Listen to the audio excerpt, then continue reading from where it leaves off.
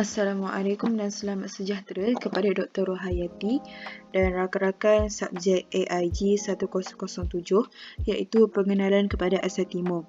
Nama saya Anissa Aisyah binti Azmi dan saya akan menerangkan dan juga menceritakan tentang laman web yang saya telah sediakan berkenaan tentang kesihatan mental di Jepun. Mengapa saya memilih tajuk kesihatan mental di Jepun? Kerana pada awalnya saya pernah terbaca tentang beberapa info berkenaan tentang hutan ini, di mana hutan ini dikenali sebagai hutan untuk membunuh diri. Selain daripada itu, saya ketika dahulu Jepun juga agak dikenali sebagai negara yang mempunyai kes bunuh diri yang agak membimbangkan. Jadi bermula daripada situ telah timbul perasaan ingin tahu dengan lebih mendalam tentang apakah sebenarnya perkara yang berlaku di Jepun ini sehingga berlakunya perkara-perkara sebegitu tercetus di negara mereka. Jadi dengan menggunakan peluang ini, saya ingin mengkaji dan juga berkongsi kepada rakan-rakan yang lain. Bagi saya, ini merupakan topik yang agak menarik untuk kita semua ketahui dan juga memahami tentangnya. Jadi sebelum itu, saya ingin memohon maaf sekiranya terdapat beberapa fakta ataupun beberapa maklumat informasi yang agak tidak tepat ataupun menyeleweng daripada maklumat yang asal. Di sini saya menerangkan secara general tentang masalah kesihatan mental, yang mana kesihatan mental ini bukanlah sesuatu perkara yang asing, lebih-lebih lagi sewaktu kita berada di era yang globalisasi ini. Jadi masalah kesihatan mental ini telah pun diterima oleh masyarakat sekarang dengan sifat keterbukaan mereka. Masalah kesihatan mental ini bukanlah hanya berlaku di Jepun, malah di seluruh dunia termasuklah Malaysia, Singapura, China, Korea dan seluruh dunia secara menyeluruhnya. Masalah kesihatan mental ini bukan jadi sesuatu perkara yang baru di dunia sekarang. Jadi di sini saya menerangkan tentang apakah perkara yang menjurus kepada masalah kesihatan mental, di mana boleh jadi ianya berpunca daripada masalah keluarga, rakan-rakan, orang sekeliling, saudara mara, pelajar kerana tekanan pembelajaran yang terlampau tinggi, masalah rumah tangga yang tiada mempunyai persefahaman antara satu sama yang lain, tekanan pekerjaan, kurang pendapatan dan banyak lagi. Jadi kemudiannya di sini saya menerangkan tentang definisi kesihatan mental, menerangkan bahawa kesihatan mental ini merupakan satu keadaan di mana seseorang individu menyedari tentang keupayaan diri, dapat mengendalikan tekanan dengan baik, dapat bekerja secara produktif dan mampu menyumbang kepada masyarakat. Jadi kita dapat simpulkan bahawa kesihatan mental ini merupakan perkara asas yang membawa kepada kesejahteraan dalam kehidupan kita. Okey, seterusnya kita bergerak kepada statistik. Ini adalah statistik kematian dan kisah-kisah di sebaliknya. Pada tahun 2019, kes kematian bunuh diri di Jepun telah mencatatkan kepada angka yang terendah iaitu sebanyak 20,169. Akan tetapi pada bulan Ogos 2020, kes kematian itu telah pun meningkat iaitu kanak-kanak dan juga golongan wanita kebanyakannya telah mengambil nyawanya mereka sendiri. Jadi sekiranya kita dapat lihat daripada statistik ini, iaitu secara ringkasnya adalah ini daripada nippon.com, yang mana data tersebut telah diambil daripada National Police Agency di Jepun. Sekiranya kita dapat lihat pada tahun 2020 terdapat peningkatan berbanding 2019, iaitu pada bulan Oktober sahaja bagi lelaki sebanyak 1,302 kes, manakala perempuan sebanyak 851 kes. Jadi ini sekiranya dapat lihat bagi perempuan, ia agak meningkat dengan drastiknya kes kematian tersebut. Mengapakah kes kematian ini naik semula? Okey, salah satu puncanya adalah disebabkan virus pandemik ini. mana virus COVID-19 telah pun memberi kesan dan juga impak yang besar kepada masyarakat di Jepun.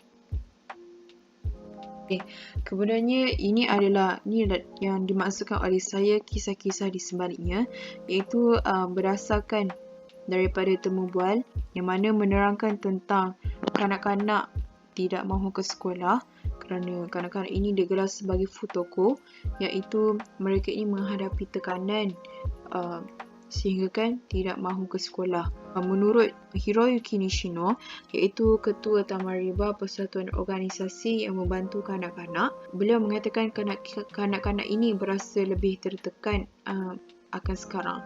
Mana apa yang kita dapat fahami, kanak-kanak ini mungkin mereka berasa tertekan akibat pembelajaran di sekolah, mengejar silibus yang tidak sempat dipelajari, dan juga ada di antara mereka yang dibuli.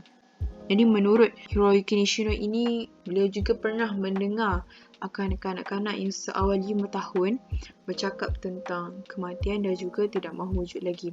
Jadi ini telah memberikan satu signal ataupun satu informasi yang agak memberi kerisauan dan juga membimbangkan kepada kita. Kemudiannya ini adalah temu bual CNN bersama seorang wanita iaitu Eriko Kobayashi yang menceritakan kepada kita pada tahun ini sahaja beliau mencuba untuk membunuh diri sebanyak 4 kali. Jadi apakah punca beliau ingin membunuh diri itu? Sebanyak 4 kali. Itu merupakan jumlah yang agak banyak. Di mana disebabkan COVID-19 ini, beliau berasa terkesan akan kekurangan pendapatan yang beliau hadapi. Kemudian seperti yang kita tahu, di Malaysia juga ramai di antara pekerja terpaksa dibuang pekerjaan mereka sejak COVID-19 ini melanda.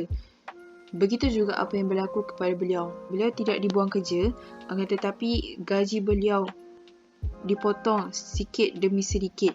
Menurut beliau, ketika beliau berusia 22 tahun, beliau pernah menghadapi situasi yang agak serius di mana pada ketika itu beliau mempunyai pekerjaan, tetapi gaji yang beliau dapati pada berusia 22 tahun itu tidak mencukupi untuk menampung kehidupan beliau di Tokyo, di mana beliau tidak mampu untuk membeli barang perumahan dan juga bayar rumah sewanya. Apa yang berlaku sekarang telah menimbulkan kerisauan dan juga trauma, malah flashback kepada beliau kerana beliau risau akan jatuh kemiskinan. Kemudiannya ini adalah hutan Aokigahara. Hutan Aokigahara ini merupakan sebuah hutan yang berada di tepi Gunung Fuji, iaitu lebih kurang 2 jam perjalanan di sebelah barat Tokyo. Mungkin ramai sudah di antara kita mengetahui tentang hutan ini dikenali sebagai hutan untuk membunuh diri, di mana pada tahun 2003 sebanyak 105 mayat dijumpai di dalam hutan ini. Berikutan juga pada 2010, polis di sana mendapat laporan iaitu sebanyak 200 orang ingin mencuba untuk membunuh diri, tetapi hanya 54 orang sahaja yang betul-betul membunuh diri mereka di dalam hutan ini. Jadi ini adalah bentuk ataupun pemandangan hutan Aokigahara. Kemudiannya ini ialah seorang profesor antropologi di Universiti California Berkeley, iaitu yang bernama Karin Nakamura. Di mana apa kata beliau? Menurut legenda, cerita terdahulu, orang-orang tua yang uzur akan dibawa ke hutan ini dan diletakkan di tempat yang terpencil ataupun tersorok, dan orang tua tersebut dibiarkan di tempat tersebut sehinggalah individu tersebut mati di kawasan yang terpencil itu. Ini merupakan apa yang dipetik oleh Karin Nakamura, iaitu seorang profesor antropologi di Universiti California Berkeley. Kemudiannya ini adalah Seicho Matsumoto, iaitu seorang penulis novel Tower of Waves, menceritakan tentang sepasang kekasih yang berbunuh diri di dalam hutan Aokigahara ini. Kemudian sebelah ini pula merupakan sebuah buku yang berjudul The Complete Manual of Suicide yang ditulis oleh Wataru Surumi yang menerangkan dan juga menceritakan kepada pembaca cara-cara yang berbeza untuk membunuh diri, dan malah buku ini juga telah pun mengatakan bahawa hutan Aokigahara ini merupakan tempat yang sesuai untuk mati. Jadi sebenarnya berdasarkan rujukan dan juga bahan bacaan yang setelah pun kaji, dikatakan dua buah novel ini telah pun memberi pengaruh kepada masyarakat di Jepun untuk ramai-ramai membunuh diri di dalam hutan Aokigahara ini. Boleh jadi disebabkan buku ini, sebabkan itulah kes kematian bunuh diri di dalam hutan Aokigahara ini meningkat dengan lebih banyak. Okey, kemudiannya ini adalah merupakan apa-apa tanda yang diletakkan sebelum memasuki ke dalam hutan Aokigahara ini, yang ditulis di dalam bahasa Jepun. Sebenarnya mengapa kata-kata ini diletakkan di sebelum memasuki hutan ini? Kerana mereka yang berhasrat untuk memasuki ke dalam hutan ini ada dua sahaja. Sama ada individu tersebut ingin hanya melawat dan juga bersia-sia ataupun hiking di dalam hutan ini, ataupun individu tersebut ingin membunuh diri mereka di dalam hutan Aokigahara ini. Jadi disebabkan itulah kata-kata ini telah pun diletakkan di entrance ataupun di sebelum anda memasuki dengan lebih jauh ke dalam hutan Aokigahara ini. Bermula pada bawah ini dan juga di sebelah ini merupakan temu bual bersama seorang ahli psikiatri bersama survivor daripada hutan Aokigahara, dan beliau telah pun mengajukan soalan kepada mereka, mengapakah mereka ini membunuh diri mereka, mencuba untuk membunuh diri mereka di dalam hutan ini. Jadi jawapan yang diberikan adalah sekiranya mereka meninggal dunia ataupun mati di dalam hutan ini, mereka ni dianggap sebagai orang yang berjaya kerana mereka mati tanpa pengetahuan orang lain. Ini merupakan kisah yang lebih lanjut, iaitu temu bual CNN bersama survivor juga. Okey, kemudiannya saya telah pun meletakkan sebuah video yang menerangkan tentang Aokigahara Forest, hutan Aokigahara. Kita boleh lihat bentuk dan juga pemandangan di dalam hutan ini. Okay, kemudiannya kita akan bergerak kepada Hikikomori. Hikikomori adalah, secara ringkasnya adalah social anxiety, di mana juga bukanlah perkara yang asing berlaku di bumi Jepun. Di mana golongan Hikikomori ini tidak gemar untuk berjumpa dengan dunia luar. Malah ada juga yang lebih ekstrim, di mana ada di antaranya tidak mahu keluar rumah untuk beberapa tahun. Jadi apakah perkara yang mereka lakukan semasa mereka berkurung itu? Di mana menurut sebuah dokumentari, ada yang bermain game di dalam biliknya, hanya ada yang bermain komputer riba dan lain-lain. Tapi dan kebanyakan di antara mereka tidaklah berjumpa dengan dunia luar. Okey, ini adalah temu bual dan juga kisah yang dipetik daripada dokumentari tentang Hikikomori yang menceritakan bahawa Profesor Teruo Miyanishi, di mana beliau menemu bual bersama seorang hakim, yang mana hakim tersebut sedang mengendalikan kes tentang seorang lelaki yang muda. Lelaki muda itu telah pun bermula untuk mengurung dirinya sejak beliau berumur 22 hingga 23 tahun antara umur tersebut. Jadi sebaik sahaja beliau mencecah pada umur 37 tahun, ayah beliau terlibat di dalam kemalangan jalan raya sehinggakan ayahnya hanya terlantar di atas katil sahaja. Kemudian tidak lama itu ibunya juga turut jatuh sakit akibat keletihan menjaga ayahnya dan anak lelakinya. Jadi apa yang memberi kesan kepada lelaki ini? Lelaki ini terlalu meletakkan harapan dan juga pergantungannya terhadap ibu bapanya sehinggakan beliau sendiri tidak tahu bagaimana cara untuk mengurus dirinya sendiri, untuk memasak dan sebagainya. Jadi akibat daripada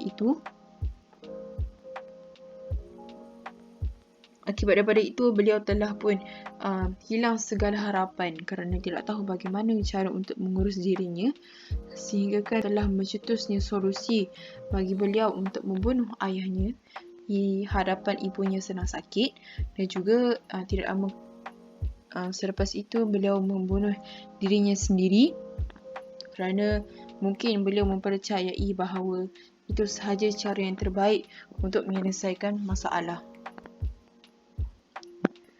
Kisah yang berkenaan dengan hikikomori ni bukanlah kerana mereka mengalami ketiadaan sebab ataupun tidaklah mempunyai sebab munasabah yang tidak memasuki akal, di mana rata-rata di antara mereka ini berkurung di atas faktor mempunyai pengalaman yang agak tragis ataupun yang agak tidak dapat dilupakan, mana ada di antara mereka didera oleh keluarga mereka sendiri, dibuli dan lain-lain.